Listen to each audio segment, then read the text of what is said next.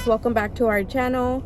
I am finally back. I say I because you don't see nobody else here. The kids are at daycare, AJ's in school, and I'm in the parking lot at work with 15 minutes to tell you this story. The story everybody has been asking for. Why was Arya in the NICU? So nevertheless, let's get into this video. First of all, if you're new here, make sure to subscribe and turn on your post notifications. That way you get notified every time we post a new video. And if you're not new here, welcome back to our yearly subscription, because we only post like once every 6 months or once a year with Arya. So when I went to my 20-week ultrasound appointment, the anatomy scan that you go to, everything was going good so far in the appointment. And then I see the ultrasound tech make a face, and I was like, okay, usually, you know, they're supposed to keep things to themselves or whatever. And then she walks out, and so that made me even more worried. So she walked out, she came back in, and I told her, is everything okay? She told me, yes, don't worry about it, my hand just cramped up, I had to take a break. I was like, okay. So I felt more at ease. I really thought that's what was wrong. But fast forwarding to a few days later, when you get the results, they tell me that they seen something in her heart and that they seen something in her brain, and that they were going to refer me to a specialist. And I said, okay, that's fine. So coming around 24 weeks, we had our first specialist appointment. When I went to this appointment, because mind you, this is when COVID was happening, so Jose was not allowed to go with me to the appointments. It was just me by myself, me retaining all this information, all these news, and having to go back to tell him. So it was really a really hard situation. But I come to this appointment and they do the scan and everything, and the lady tells me the doctor will be right with you. And I'm like, okay. The doctor comes in and he tells me whatever it is that they found in her heart is gone. Like, we don't see nothing alarming in her heart, but we do notice that she is missing her front part of her brain. He said at this point they should already have that developed, fully developed. And so I was like, okay, what does this mean? And he's like, well, maybe it can be that my technology didn't see it correctly, so I can refer you to my actual home office in Merced, or you can come back in 2 weeks, I believe it was. Yeah. And I told him Merced is a little far from me, and at the time I was working for Walmart, so my schedule wasn't really open, especially with 2 kids. So I told him, okay, I'll come back and we'll do another scan. And he said, okay, I'll see you back in 2 weeks. I believe it was 2 weeks, 2 or 3 weeks. And I was like, okay, that's fine. We come, 3 weeks pass, we come to the next appointment, and we get the same news. I can't see her front part of her brain. This is called cerebral, I forgot the name. But basically, he told me the name, but it's been so long, guys. She's already 8 months that I forgot. But it was something with her frontal cerebral part. And I told him, okay, so what does this mean? And he told me around 20-something, 26, 27 weeks. He said, you have 2 options. He said, what I see here, we already scanned her twice. We cannot see her front part of her brain. You have 2 options. 1, you continue with your pregnancy. He said, I'm sorry, but this is something I have to ask you.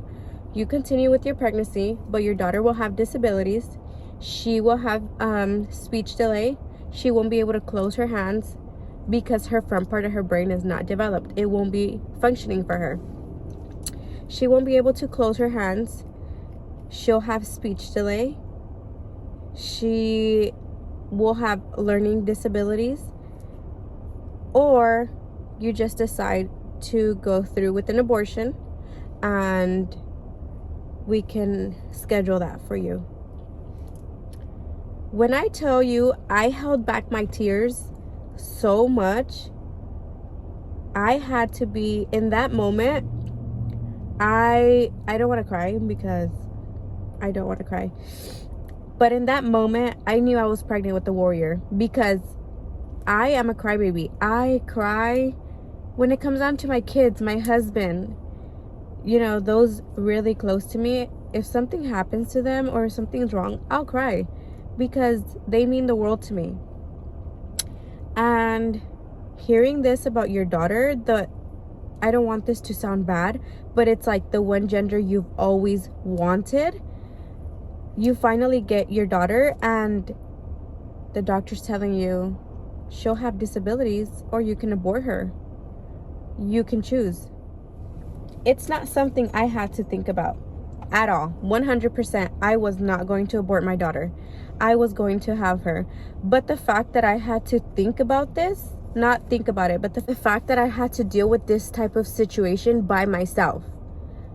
My husband was not allowed in the appointments with me. I had to deal with this alone. And I had to retain, through all my emotions, I had to retain all this information to still go back home and let him know everything that's going on without breaking down.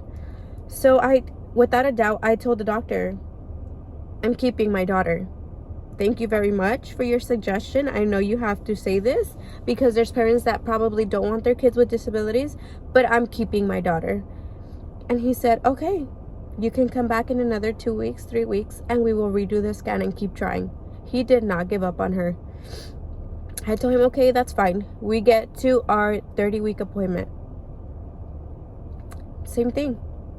I was tired. I was praying to God, but I was tired of listening to him tell me over and over, nope, we just can't see the front part of her brain at all. And I'm trying so hard to not cry, you guys.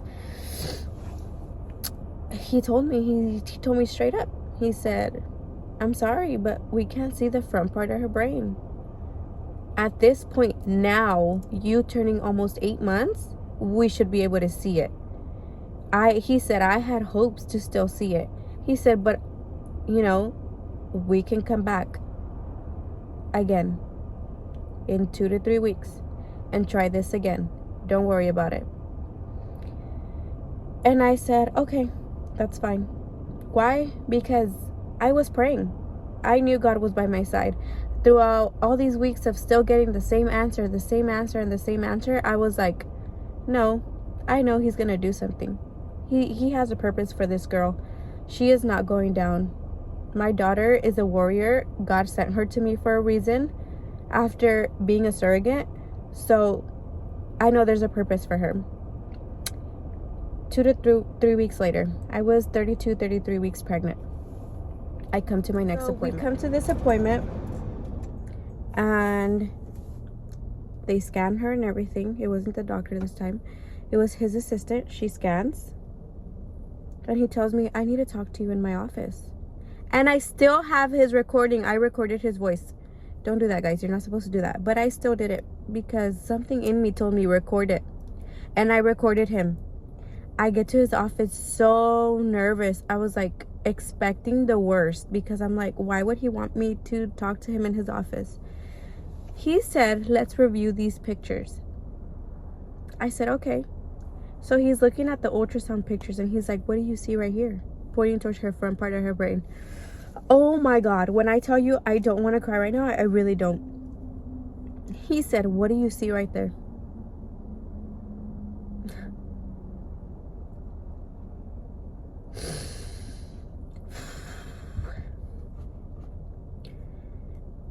My daughter's front part of her brain was there. When I tell you God is good, whew, God is good. I knew he had a purpose for her. Her front part of her brain was there. It was there.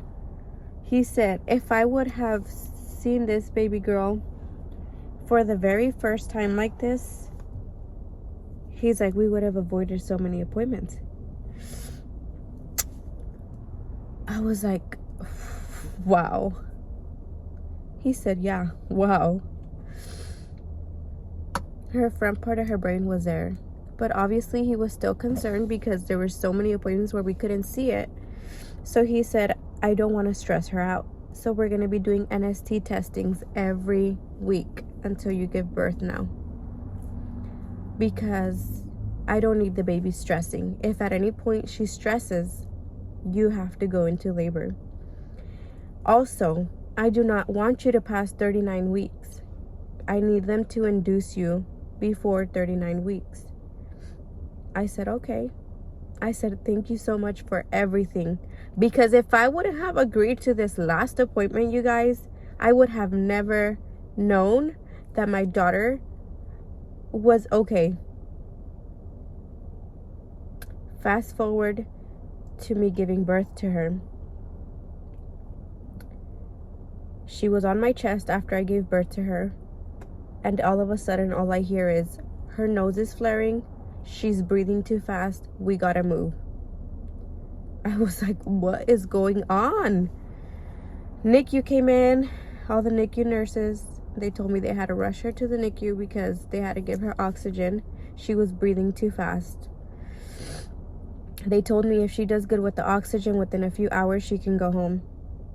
I said, okay. I started praying. I was like, God, all right, you're giving your toughest battles to your strongest soldiers. All right. I cried. She's my daughter. I cried. I experienced having both of my boys with me in my recovery room when I gave birth to them. This was new to me. A few hours passed after I gave birth to her. They said,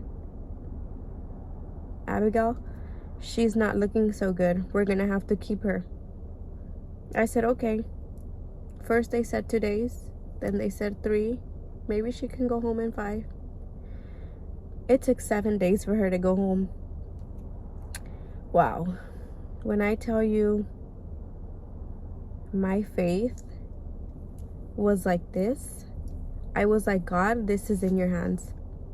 My faith is standing on you right now. And I know you're gonna make a miracle. She is my daughter. You sent her to me. 7 days. They called me. You can come pick up your daughter. She's perfectly fine. Healthy baby girl came home. Then they did her head scan. And they said she has a cyst. She has hemorrhages in her brain. But she's fine. It's not growing. It's super small. We'll do another one later on when she's older, and we'll see how that goes. And that's what they did. So far, we're still waiting to do another scan on her head, but she's been living her best life. When I tell you guys she can do everything that they told her she would never do, she could. Then they found a heart murmur at 4 months. We did the scan at 6 months, and the cardiology said, I don't want to ever see her back here again. Her heart murmur is normal. She'll have it until she's a teenager, but it's normal. You have a healthy baby girl. You're doing such an awesome job with her. I don't want to see her back here. You're doing amazing. So when I tell you my faith has been tested and tried, I am not lying. But God is good. And this is Arya's story for you guys. And I will keep you guys updated when we do a head scan. But God is good. She's thriving, and I will insert videos of her here. Thank you guys so much for watching and supporting us. And I hope it's so many of you guys to keep going, keep trying, and not give up on your children. Thanks for watching.